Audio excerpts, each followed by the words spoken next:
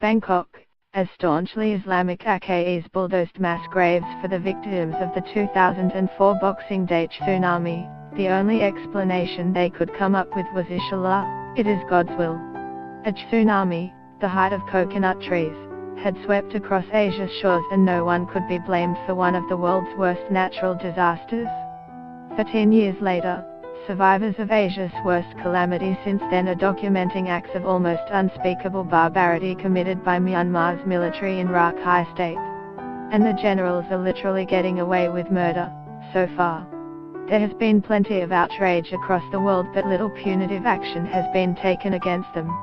Denunciation by UN agencies and human rights groups, and much global hand-wringing, seems an acceptable price to pay for forcing the Rohingya population from their homelands. To be sure, Myanmar's transition to democracy is at a critical crossroad. Get the latest news and updates emailed straight to your inbox. By submitting your email, you are agreeing to Fairfax Media's terms and conditions and privacy policy. Australia and most other countries have resisted calls for imposing new sanctions on the Myanmar military, believing it could damage an already powerless economy and push the country back into isolation. They worry punitive action could undermine the difficult situation facing Aung San Suu Kyi, the country's civilian de facto leader, who was swept into power on a wave of democratic euphoria at historic elections in 2015.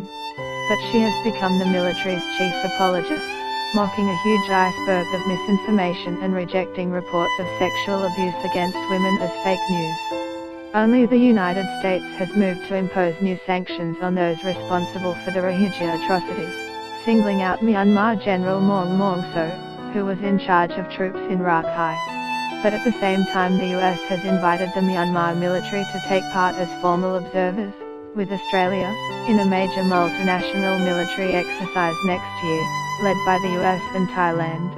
Australia is resisting growing calls to cut the Australian Defence Forces support and training for the Myanmar military, known as Tatmadaw. The ADF released to Fairfax Media details of its defence engagement program with Myanmar, which includes 22 Tatmadaw members training or studying in Australia, paid for by Australia taxpayers. The ADF provides support in non-combat areas, including humanitarian assistance, disaster relief and peacekeeping, it said. An ADF spokesperson told Fairfax Media Australia's limited engagement with Myanmar is to encourage positive change through engagement. The spokesperson added